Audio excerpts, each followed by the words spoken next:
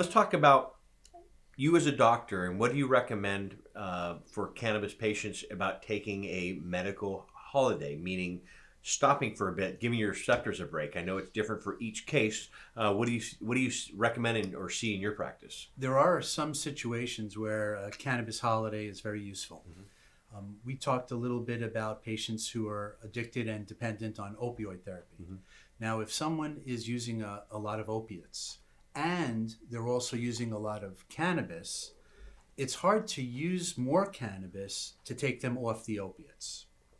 So what we do normally is have them take a break from their cannabis while they continue the opiates, and then reintroduce small amounts of cannabis 2 or 3 days later, and then withdraw the opiates. Gotcha.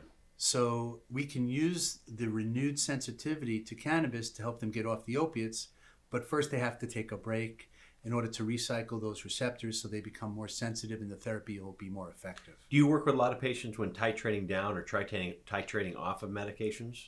Sure, all the time. And so how does that work with the receptors? Is it give the receptors a break? Do you use an analogy like an athlete? So I'll say NFL player that, they're practicing all week, they have their game on Sunday, and usually, they'll have a Monday off. Or if I go run a marathon, which I've never run a marathon, but I probably could run a half a marathon, my knees would feel it, my back would feel it. And so I wouldn't, there's a couple people can run marathons every day. Most people need to take a break. And so it's the same thing, giving your body a break, with cannabis. Frankly, I don't look at it that way, because the way the biochemistry works, it's more like a homeostatic mechanism having to do with receptors and cannabinoids. If the body is used to having a lot of cannabinoids, the receptors that bind to those cannabinoids downregulate. They become less available. And that's the body's own homeostasis that allows a balance. If you're using less cannabinoids, the amount of receptors will go up. Okay. It'll be upregulated. So this is just a simple balance between locks and keys in the nervous system. So back to bringing cannabis as a medicine to your body and microdosing. We've spoken about microdosing for a while.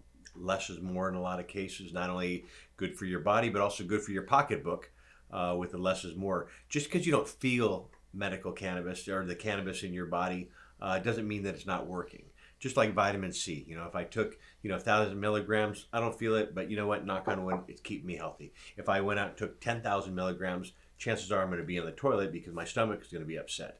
And so the same thing with cannabis. Do you find the same thing with less is more? Your body is still having the success with cannabis in your body? Yes, less is more, especially with new users. What happens with the cannabinoid receptors in new users is when you start adding phytocannabinoids, the receptors actually become sensitized. And so the same small dose over 3 days will seem more effective. This is huge because when patients start taking cannabis and they don't notice anything, if they start increasing the dose too fast, they're more likely to have side effects, lightheaded sensations, maybe excessive drowsiness.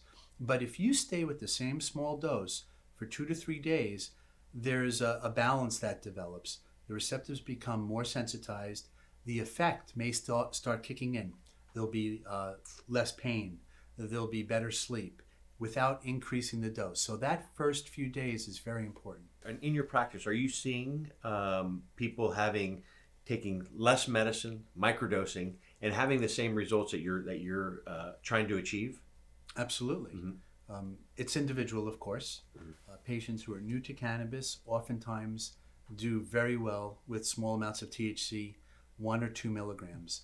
But since things change over time and patients become more tolerant, for example, they may find that they can use more cannabis to get more relief. So, for example, someone who has a pain condition, they're using a tincture in the evening, they start feeling really good, and now they want to try using during the day. They can do that after a week without having excessive sedation, for example. Whereas if they started using it during the day initially, they might have some side effects, some sedation, and not be able to tolerate that.